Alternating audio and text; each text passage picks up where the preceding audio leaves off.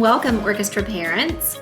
My name is Sarah Francis, and I'm an orchestra teacher here in Fayette County Public Schools. And as an orchestra teacher, and also as a parent of two children of my own that are in our district's orchestra program, I can tell you, you have a great place here for your child to learn and grow as a musician. FCPS orchestras are just wonderful, and it's a great program. We are so glad you're here. In this video, we are going to go over some tips on how to assist your child with tuning their instrument at home.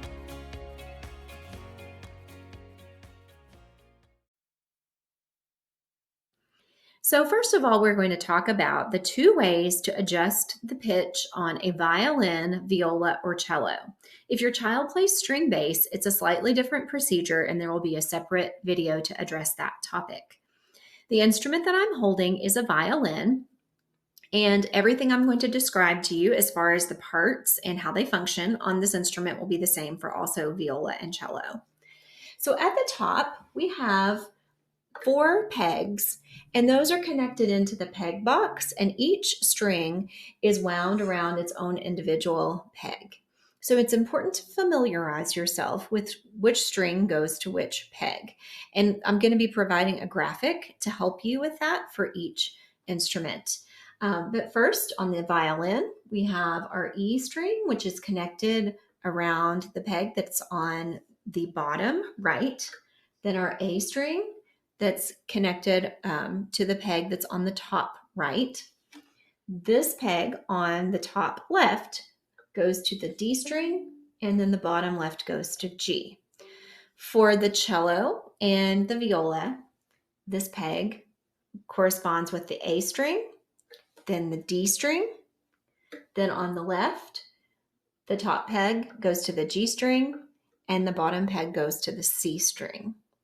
The pegs are going to be used for large adjustments. So most of the tuning that we're going to be doing is going to be using our fine tuners. So if we follow down past the bridge of the instrument and then connect it here to what we call the tailpiece, you're going to see that each string is attached to a smaller metal knob, and that is called the fine tuner. When we turn our fine tuners, it makes smaller adjustments than when we are turning the pegs. So we again have to familiarize ourselves with which fine tuner goes to which string. For violin, we have E, A, D, G. So I'm looking at this going from my right to my left, E, A, D, G.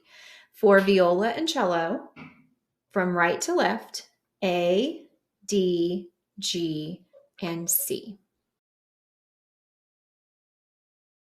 So once we've familiarized ourselves with the strings, the pegs, and the tuners a little bit, we're now ready to talk about what it means for something to be in tune versus out of tune. If a string is in tune, it is matching a reference pitch, such as A, or D, or G, or C. They are matching perfectly, and they have the same frequency. If a string sounds too high, we call that sharp. If a string sounds too low, we call that flat. And we are teaching those terms to our children, our students. So if the note needs to go lower and it is sharp, we then have to adjust the string down lower appropriately.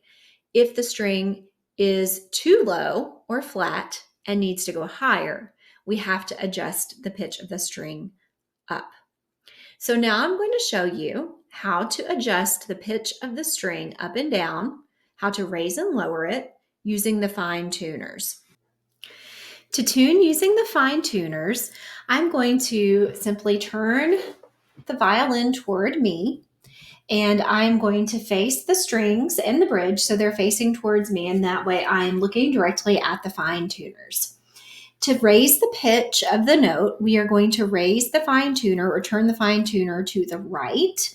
And to lower the pitch of the note, we are going to lower or turn the fine tuner to the left. So again, I've got to find the fine tuner that corresponds to the string that I am trying to tune.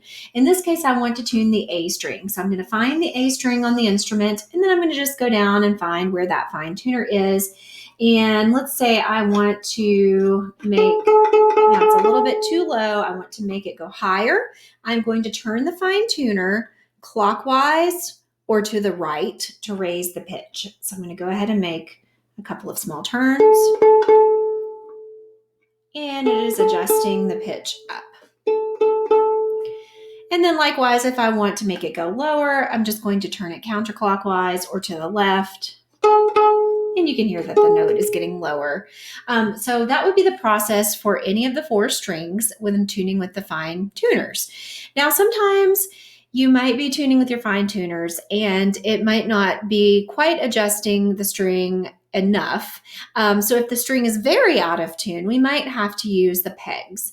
So if I'm tuning with the pegs, again, I want to have the instrument facing towards me, and that includes for cello. We can simply have the instrument sitting on its end pin on the floor, facing with the strings towards you. And then we're going to keep one hand on the top of the instrument's body to keep it secure. And then with the other hand, we are going to find the peg for the string that we need to adjust. And again, I'm going to use the A string on this violin as my example. This might sound a little counterintuitive, especially if you're trying to make the pitch of the string go higher, but we're actually going to always start by loosening the string or lowering it a little bit first. So I'm going to turn the peg down towards me just a little bit to loosen it. And then we're going to adjust our pitch up to where it needs to be. And that means I'm going to turn my peg back. And as I'm turning, I'm going to push in and turn to help tighten it.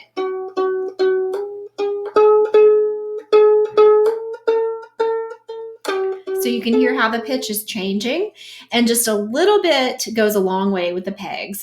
Very small turns on the pegs will result in big pitch changes for the string. So that's why I advise you to turn down first to loosen the string a bit, so that as you're adjusting back, you don't accidentally over tighten and break a string. So again, if I'm going to tune on the other side, a different peg, I'm just going to switch my hand and I'm going to turn it down, loosen it a little bit, and then turn back. And I'm going to push in as I'm turning in order to keep the peg from slipping. That is something that most children need help with if they're required to tune using their pegs. Sometimes they just don't have the strength to push in and turn at the same time. So they may require your help with that. And if you're having a difficult time with your pegs or getting them to stay, or it's so out of tune that you don't feel comfortable with trying to fix it, you can always reach out to your child's orchestra teacher.